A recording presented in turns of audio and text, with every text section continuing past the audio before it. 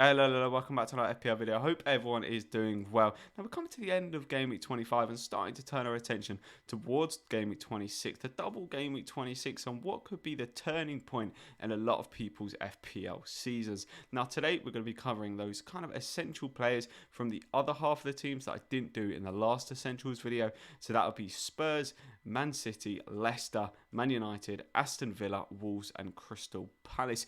You know, looking at those players with solid picks, essentials, and those, stinkers you should really be staying away from. If you're new around here, please don't forget to hit that subscribe button, hit the like button if you do enjoy the video, and let's get straight on into this one. So the first team we're covering is Tottenham Hotspur, who play against Burnley and Fulham in their double game week. So firstly, the players to avoid. So we've got Eric Dyer, Doherty, and Ndombele. Now Eric Dyer is kind of in there just because he doesn't really offer any kind of attacking threat going forward. Spurs have also been pretty poor defensively of late, although they kind of started the season very well in terms of, keeping clean sheets. They've just really not been with it in the past few weeks.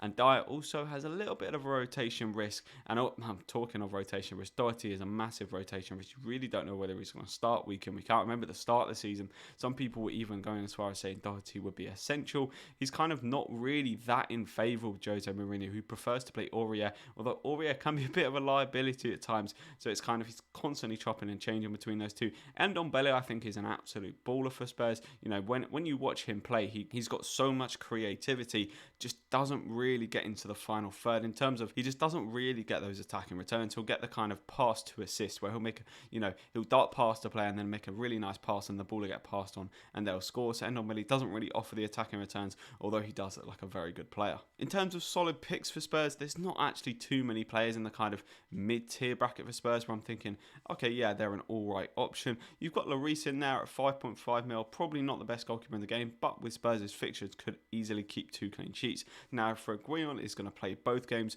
which I think is quite likely because having watched the Spurs versus West Ham game, he was bombing really far forward, and I can see why Mourinho prefers playing him left back over the likes of Davies. So I think Reguilon could be a really nice option and could easily pick up some attacking returns. And if there are 2 games where you think Spurs can keep a clean sheet, it's going to be against Fulham and it's going to be against Burnley. Now, the big thing for Spurs and their main attacking assets are the 2 main men, Son and Kane. Now, are they essential for the double game week? I think that only at least one of them most definitely is. They've not been on the greatest form of late. However, personally, I've bought both of them in just because those 2 fixtures I really can't look past. I think Kane easily could have scored in that West Ham game. He came really close, and on another day, Tottenham easily could have scored 3, 4, maybe even 5 in that game if they were putting away their chances. Having the combination of Kane x Son, it could be very good. Son's not been on the greatest form of late though. We've seen over the last kind of 7 game weeks, he's blanked in all but one where he picked up a 10-pointer, but that was against West Brom. But that being said, they are playing Burnley and they are playing Fulham. Burnley did look pretty sloppy against West Brom. They did keep a clean sheet, although Burnley are kind of notoriously quite a good defensive team, and Fulham have also been making it very hard for teams of late. So maybe it could be that you only go for one of them. I'm personally on the 2, but I think owning at least one is essential, but the double up isn't necessarily. If I was going to pick one of the 2, I'd go for Kane, because I just think captaining Kane for this double game week looks like a really good option. Even the triple captaincy could be a decent idea as well. Then we move on to Leicester, who've got Arsenal and Burnley in the double game week. It's an okay double game week. Obviously, Burnley, quite a good defensive side, but, have leaked goals in the past. And Arsenal are looking like a team on the up. So it'll be interesting to see how Leicester do. But that being said, Leicester have been very good of late. And I actually found it quite hard to kind of pick players to put in the avoid section. So I've got Tielemans, I've got Iheanacho in there, just because we know that Iheanacho isn't really going to play now that Vardy's back in the side. And Tielemans, he can offer some attacking threat, but not as much as some of the other guys they have in there. Now, Thomas maybe even isn't an avoid. It just really depends if he gets the game time. If he plays in both games, then I think he's a good asset. However, I think, that the way they set up in the Villa game is not how they're really going to be setting up going forward. I think that Pereira and Castagna will be the 2 main fullbacks, and Thomas will probably see a place on the bench for at least one of the games. And so you don't really want a player going into the double game week who's going to get benched. In terms of solid picks, I think the majority of the Leicester team, to be honest with you, there's even players like Evans, like Castagna, who I've not even included in here, who are pretty decent options. You've got Sayuncu and Pereira in there. in terms of the defence. Now, I think Castagna and Pereira will be the two I would go for in terms of the defenders. Pereira was basically playing right wing and easily could have got some attacking returns. I'm going to make a bold prediction and think that in a few game weeks' time, I think Pereira is going to be essential. And I think loads of people are going to be buying him in. He's only 0.6% owned. So if you're looking for a differential, he could be your man. Then we've got the two midfielders, Maddison and Barnes. The debate between those two goes on. They've scored very similar amount of points so far this season. I think Harvey Barnes is more likely to kind of from open play to do something, but Maddison also gets topped up with the kind of set pieces, the free kicks, the corners, so it's very even between those two, and I think that they will probably even themselves out over the rest of the season. So maybe it could be an idea to go for the cheaper one, Harvey Barnes, because he's 0.5 mil less, and also Barnes is kind of less of an injury risk than Maddison. We saw him get taken off at about the 60th minute against Aston Villa just because he had an ankle jar, I'm pretty sure. I think he'll be fine for the double game week. However, just less of an injury worry if you go for Harvey Barnes. You've got Schmeichel in there, who, I don't think he's the best keeper, like Lloris. However, he's a very good pick still. In the Leicester side, who've been keeping a fair few clean sheets so far this season, they've actually kept 9 clean sheets, and Schmeichel loves a save point and loves a bonus point when he does get a clean sheet. They've got the main man up front, Jamie Vardy. Can he rival Kane in this double game week? I very much think he can, and they've also got really, really good fixtures after the double game week, is something to note with Leicester. Leicester are a very good kind of long-term pick. Not only are they good for the double game week, but up until about game week 35, you'll want to play Leicester in all bar, I think, 2 game weeks. I mean, the game week 29, they don't play. Game week 30, they're playing against Man City. Other than that, you're going to be wanting to play Leicester in basically every single game. So I'd even go for maybe a defender like Pereira and then a midfielder. Maybe Jamie Vardy if you're feeling brave. Probably go for Kane over Vardy, but Leicester look like a very, very solid team for this double game week. So next we have the unstoppable force of Manchester City playing against West Ham and playing against Wolves in a double game week. Now there's not really too many players to avoid from Man City. I've gone with Ederson, as if you're going to go for a defensive asset for City, you may as well go for one of the defenders, and there are kind of much better goalkeepers out there who will get you save points, who will get you bonus points when they do keep clean sheets. You've got Kyle Walker, who's not really got a cemented place in that Manchester City side anymore, and the same with Emerick Laporte. There's a lot of rotation there, so I kind of steer clear of those guys. In terms of the solid picks for Manchester City, I think there are a lot of kind of solid picks. You could get punty and go with the likes of Foden, go with the likes of Bernardo Silva. We're likely to see a lot of rotation though in the coming game weeks of Manchester City assets. They do have the double game week 27 as well though, so although they may get rotated, it will just become a single game week, and a single game week Manchester City player is just as good as a single game for any other player, if not even better, because it's a Manchester City asset. So firstly, you've got John Stones, a very solid defensive asset, and with the way that Manchester City are keeping clean sheets, having a Manchester City defender, John Stones coming in at the cheapest Man City defender, or at least the cheapest playing Man City defender. Zinchenko could start to kind of get on people's radar as he's picking up a lot more minutes under Pep, and also is more likely to get attacking returns than the likes of John Stones. However, for now, I think that we know that John Stones is kind of really in favour with Pep, so I'd rather go for him. Then we've got Sterling and we've got Cancelo. Sterling has actually been playing very well of late. He's been picking up some quite a few consistent returns. The only thing I'd say about Sterling is that when he does score, when he does get kind of attacking returns, he doesn't really pick up the bonus points, which is a bit of a shame because I think he'd be he'd be a much better asset if when he scored he picked up all 3 bonus points, because it does kind of tick up it like with Bruno Fernandes. When he scores, he gets all 3 bonus points. So the points definitely do tick up over the season. With that being said, Sterling is definitely one to keep your eye on. The same thing sort of applies with Cancelo to Stones. Cancelo does offer a lot more attacking threat than Stones. How he's not scored more goals this season, I really do not know. He could have easily scored in that Arsenal game and is definitely due another big haul. Now with Cancelo and a few of the other defensive assets, he'll probably likely only play 1 game because they have a Champions League tie against Borussia Mönchengladbach coming up in this week, and therefore they would have played the game against Arsenal, a midweek game, then potentially they'll play the weekend game, then they'll have another midweek game after that, so you can definitely see a bit of rotation, most likely in the first game, which will be against West Ham United, but still in any given game, Cancelo or Stones can easily pick you up some points. Then we look into the essentials. Now Gundogan, for the price he is at, just offers really, really good value. The goals he's been scoring, the attacking returns he's been picking up, even if he does blank, it's okay because he's a 6 million asset. It's not one of these big hitters that you've got a lot of money invested in and you really need them to do well. With Gundogan, it's just a massive bonus almost every time he does something. And playing in the Manchester City side and the role that Pep's given him, he gets so far forward, he makes those last minute darting runs into the box, which means he's either going to pick up the tap in or he's going to be slotting the ball across to a player to tap it in. So he's definitely getting attacking returns. And unlike Sterling, when he gets attacking returns, he picks up bonus points as well. I think Diaz is very essential as well. He seems to be consistent now in that back four. He's kind of the only one who we know is basically never going to move from that back four. We did see him get rotated out last week. That was only because of illness. I think he will basically be playing every single game for the coming game weeks. Maybe rotated once, but a lot less of a risk of rotation than a lot of the other players. Then we've got Kevin De Bruyne, and the reason I put him in this essentials kind of bracket is less because I think he's essential, but more to pose the question of whether he is. I think that Gundogan and Diaz most definitely are, and maybe one other defender, but Kevin De Bruyne is kind of definitely in there. We saw him playing that centre forward role against Arsenal, getting very, very far forward. Now, is De Bruyne essential? The big question, I guess. I personally don't actually think he's essential. In terms of if you look back at the returns he was getting before, he was mainly just picking up assists, maybe the odd goal. I think he will be on penalties. So De Bruyne could be a really nice kind of differential at this stage.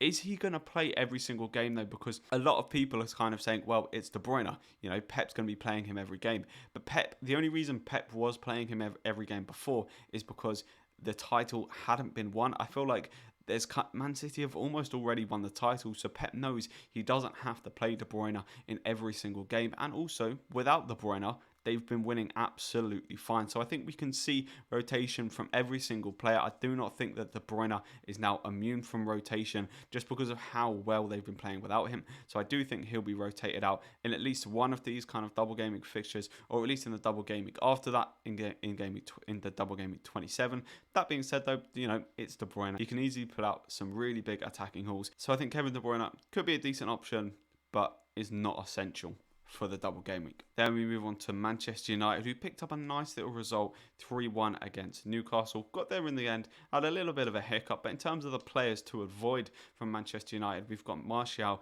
we've got Dan James, and we've got Victor Lindelof. Now, Dan James did score a nice little goal against Newcastle, and, you know, it could have people's heads turning. He's quite cheap, you know, could offer some good value. However, he's not going to be getting consistent time in that Manchester United side, or at least I don't think so. If he does pick up consistent time, he could be a decent asset. However, just kind of the rotation risk that Dan James gives you is definitely not worth it. The same with Martial. Not only is Martial a rotation risk, but he just has not been picking up any kind of attacking returns. You know, he's just not really looked as sharp this season as he has in previous season. Just that kind of cutting edge in the final third isn't quite there for him. He's definitely got a lot of quality, but for now, when he's not picking up returns and the risk of rotation, Martial is an avoid. Now with Lindelof, it's not to say that, you know, he can't pick up points. Manchester United's defence has been okay, and Manchester United do play Chelsea and Crystal Palace in their double. The Chelsea, probably not one you're really targeting for a clean sheet, but that Crystal Palace fixture, with the form that they're on at the minute, looks like a very nice fixture to target. Now in terms of other defensive assets, I think that Luke Shaw looks a really, really good option. I think that's the main reason that Lindelof is in the avoid, because there are other defensive assets like Luke Shaw, like Wan-Bissaka, who's there, who just provide a lot more defensively. Now Maguire, he's kind of in between that avoid and that solid pick, just because on his day he can pick up an attacking return. I mean, we saw him picking up an attacking return and assist in the Newcastle game, basically because he just passed the ball off to Rashford, who went and did everything. Maguire hasn't been picking up as many headed goals as kind of we would like to see in terms of owning him as an FPL asset. Wan-Bissaka gets kind of bombing down that right-hand side and is actually starting to pick up some kind of attacking returns. And Luke Shaw, just the amount of crosses he's putting into the box and just the general bonus point magnet that Luke Shaw is, I think he is actually a really good option and is one of the cheaper Manchester United defenders. There is a little bit of a rotation risk with Luke Shaw. If they're having a really good game, there is that worry that Luke Shaw could be taken off at halftime, but I do think that he looks like a good asset. Then we've got Rashford as well, coming in with a goal and assist against Newcastle. He's picking up some nice form, scored a nice goal, and could be a decent little option. He's a little bit more kind of an expensive midfielder. He's about 9.6 million. Now, you know, a lot of people do have a lot of money in the bank at the minute because of kind of the premium assets aren't really performing very well. So Rashford could be one to eye up, especially for that Crystal Palace game. Rashford could be a decent pick. Then we move on to the main man himself. The one player I can say with absolute kind of certain confidence is 100% essential for the double game week. I think most people will already own him and should own him. His effective ownership is sort of off the charts. If you don't have him captained in a game week, he could send you flying down. So I think Bruno Fernandes is most definitely essential to own. Just with the consistency and points he's been picking up throughout the season, the guy is just an absolute baller and is a must-have in your FPL teams. Then we move on to Aston Villa, who play against Leeds and Sheffield in their double game week. Two very, very nice fixtures on paper. In terms of avoid for Aston Villa, we've got Mings, we've got Barkley, and we've got Konsa. In terms of Barkley, he's just not really been picking up as many attacking returns as you'd like to see from an FPL asset. He does play in that central attacking midfielder role, so he always has the chance of picking up attacking returns. And against Leeds and against Sheffield, kind of two of the worst defences in the league, you could see him doing that, but I do think there are kind of better options in midfield, even from Aston Villa, that you can go for. In terms of the defence, we've got Konsa and Mings, and kind of with Barkley, it's not as though they can't pick up points, and Aston Villa's defence has been very, very good this season. However, if you're going to go for a defender, I think that going for target is definitely the way to go. He's been pretty decent for attacking returns so far this season, picking up assists, and also is alright for the bonus points as well. Coming in at 4.9 million, I think he offers the best value in terms of the defensive assets for Aston Villa, and it's mainly why Konsa and Mings are avoids, because I think target is a better option. Then we've got Bertrand Traore, who's not really too far above Barkley, but only because he has actually been picking up attacking returns of late. Is he kind of in the solid pick over Barkley? But Bertrand Traore is definitely on the lower side, and there are other midfielders from other teams who I definitely think I would prefer, like the likes of Maddison and Barnes, who we discussed earlier. We've got Ollie Watkins as well, who's I think is a very, very good option. 6.5 million attacker. I don't think there's anyone kind of in that price range for attackers who is going to do better for this game week. You know, you've got Calvert-Lewin, but who is about 1.1 mil more expensive, so whether you want to put that in the same price bracket, I don't know, but I think that Ollie Watkins could do very, very well in this coming game week. Then in terms of essentials, the main man himself, the big man between the sticks, Emiliano Martinez. He's been on absolute fire all throughout the season. Even if they don't keep a clean sheet, he's picking up bonus points, he's picking up save points, and when they do keep a clean sheet, he's picking up 10, 11, 12 points. I mean, he's been an absolute saviour for Aston Villa so far this season. He's helped them get 12 clean sheets, and it's just been the best goalkeeping asset so far this season. And I do think that he is pretty essential, considering it is against Leeds and it is against Sheffield. You would expect in the Sheffield game that they would keep a clean sheet, maybe not in the Leeds game, but also in the Leeds game you can expect him to pick up a lot of saves with the way that Leeds like to pepper the goal. Now there's one main man that I haven't mentioned so far from Aston Villa, and that is Jack Grealish. With Jack Grealish, it's very much a wait and see in terms of the injury updates that we get from him. Dean Smith did say in his pre-match and post-match interviews that he is hopeful that Grealish will be back for the Leeds game, and I think kind of Grealish being in the team makes all of the Aston Villa assets a lot better, especially Watkins. It's a shame for them that Cash isn't there because he's a really kind of integral part of that defence, but the likes of Watkins, the likes of Traore will become much better assets if the likes of Grealish is fit and ready to go. Then we move on to Wolves, who play against Newcastle and Manchester City in the double game week, so we can almost kind of consider that as kind of a fixture to target against Wolves, and then just appearance points against Manchester City, because we're not really expecting them to do too much against Man City, but you know, there is always the chance. So in terms of avoid for Wolves, we've got Bolly, we've got Cody, and we've got Ruben Neves. Now Bolly and Cody are kind of in there for similar reasons as we've discussed before, and that is because I don't think they're the best defensive options. Also, Bolly has picked up an injury, and there's a lot of rotation going on in that Wolves defence. Nuno hasn't really kind of figured out what his best defence is. In terms of other defensive assets, we do have Semedo, who are put in the solid pick. Now Saiss, if he does play in both games, could be a good option. I've not included him because he is very much between that avoid and solid pick, because we don't really know whether he's going to play. He provides probably the most attacking threat from set pieces, or just general attacking threat from a defender in that Wolves side. I think Semedo, though, you know, we know he's going to start week in, week out, does provide a lot of attacking threat. Johnny is kind of getting back into things slowly. He's starting games now, but not kind of getting to the full 90, and you can definitely tell that his fitness isn't quite there yet, so I'd definitely be going for Semedo. Patricio as well, not a bad option between the sticks, likes a bonus point and likes a save as well, but as with kind of the other goalkeepers, I do think there are other options like Martinez who are much better. And then we've got Neto as well, who he looks like an absolute baller. In comparison to Neto, he's getting a lot of kind of goals from open play, whereas Neto is only really be getting like a decent average of late because of penalties. Now, obviously, having a 5.1 mil penalty taker, you know, it ain't bad. But when you only have to pay 0.6 more to get Neto, who can offer you so much more attacking threat, I think it's a good decision to go for Neto. I'm definitely looking at bringing Neto sometime soon into my team, because at 5.7 million, I just think he offers incredible value and just can easily go and keep on getting points. In terms of essentials for us, I don't really think there are any. You know, they've got a couple of decent players, but their double gaming isn't really the best to target. So maybe you could go for the likes of Neto and Semedo if you want to, if you're looking really long term, but they definitely wouldn't be on the top of my list to target for this double game week. Then we come on to the final team, Crystal Palace. Oh my God, it pains me to have to do this, to have to say this, but Crystal Palace, it's just an avoid. We've been so poor of late. I mean, you know, Palace still have another game to go in game of 25 against Brighton, so we could see a little bit of a kind of rejuvenation of form. They could be turning it around a little bit, and if Wilfried Zaha is back for the double game week, he could be a decent option. They do also play West Brom in 28. It could be nice to have an attacking asset for that. Also, Mitchell at 3.9 million, you know, offers decent value in terms of kind of a bench fodder player who can come in and maybe get a couple of points if he does play. But other than that, Palace are looking quite woeful of late, and it's just, yeah, as I say, it's an avoid. Everything's just going wrong. What is Hodgson doing at the minute? So I hope you have enjoyed this essentials video ahead of the double game week 26. Very much looking forward to this double game week. I've got a few kind of transfers and plans in my head that I'm going to do. Maybe a Grealish to Maddison or Grealish to Barnes if we do get some confirmation that Grealish is injured. If he isn't injured, then maybe the likes of Bamford or Ollie Watkins could be a decent option. But we'll wait and see what happens there. If you're new around here, please don't forget to hit that subscribe button for daily FPL content. Hit the like button if you do enjoy the video, and I'll catch you in the next one. See ya.